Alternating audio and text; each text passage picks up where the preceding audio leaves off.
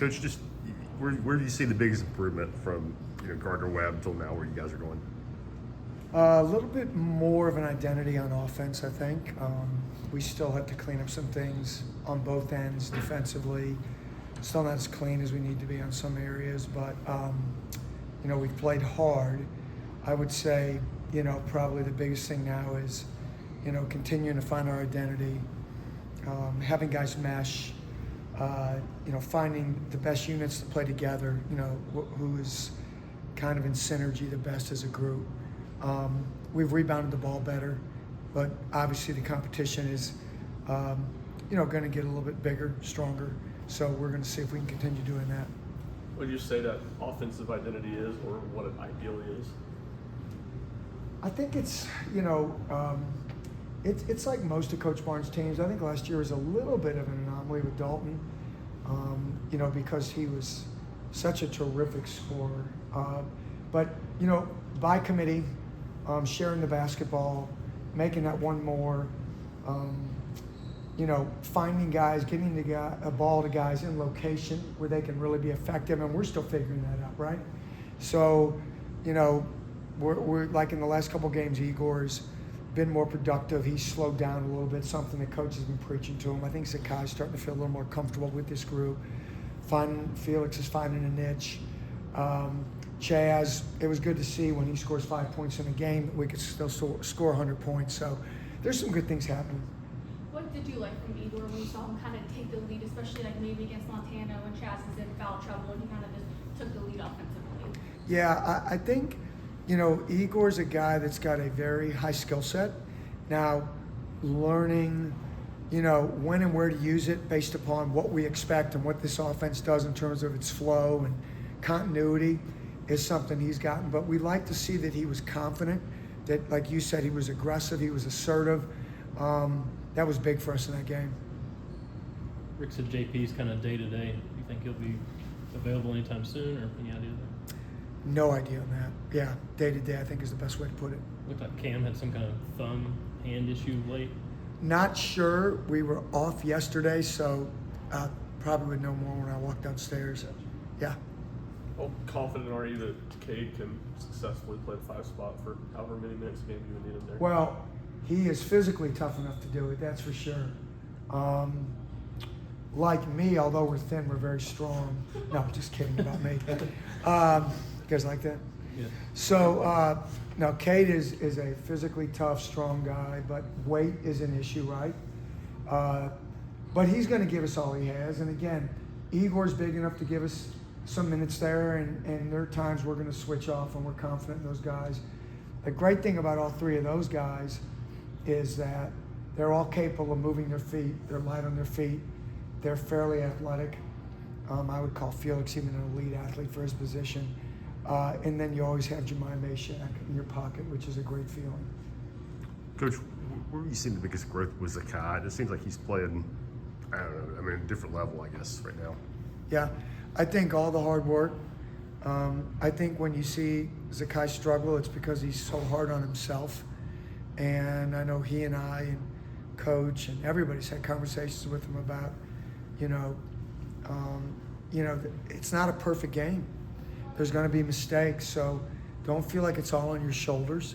I think him understanding that, we call it point guard heavy when he wants to, because he's so competitive, and Coach has said this many times, he wants to create or make up for what happened on the last play instead of letting the ball move freely and let other guys help him out.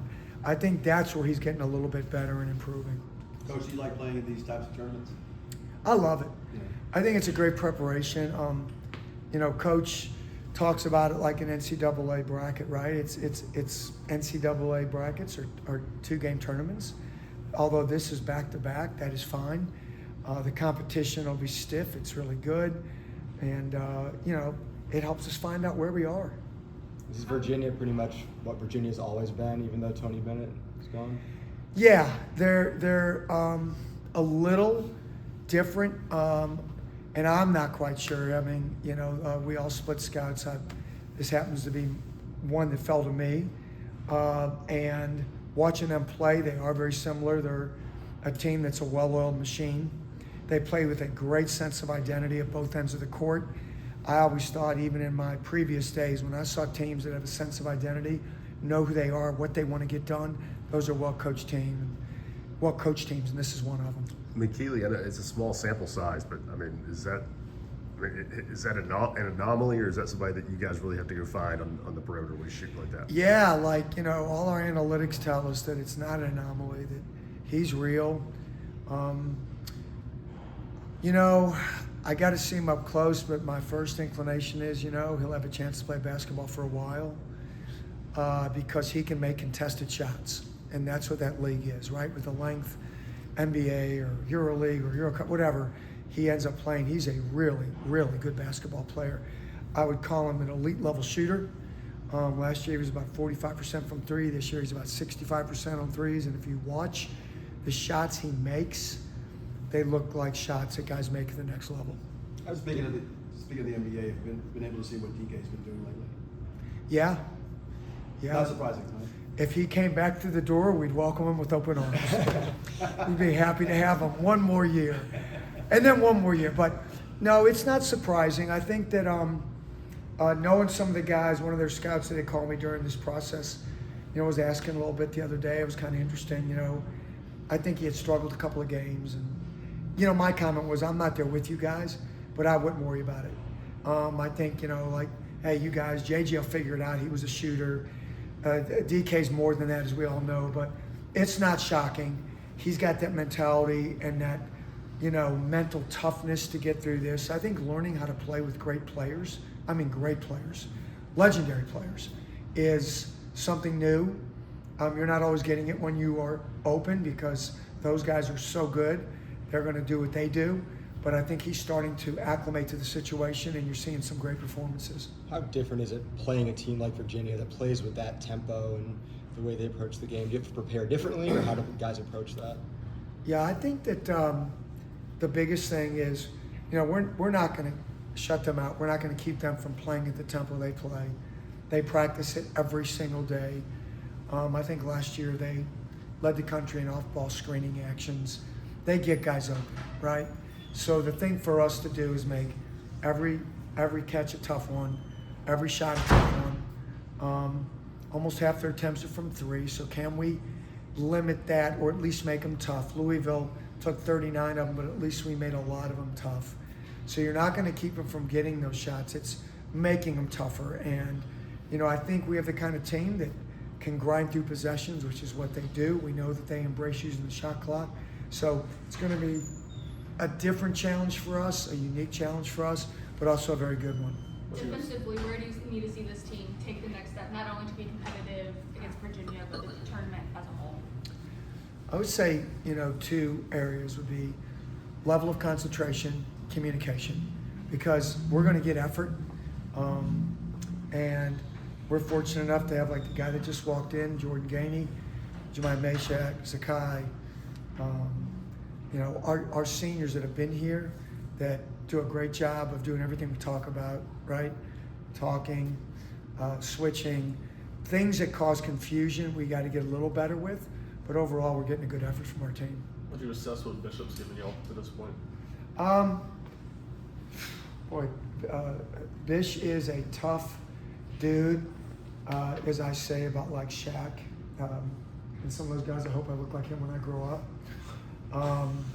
He is already physically a man. I think just his ability to defend at such a young age is rare.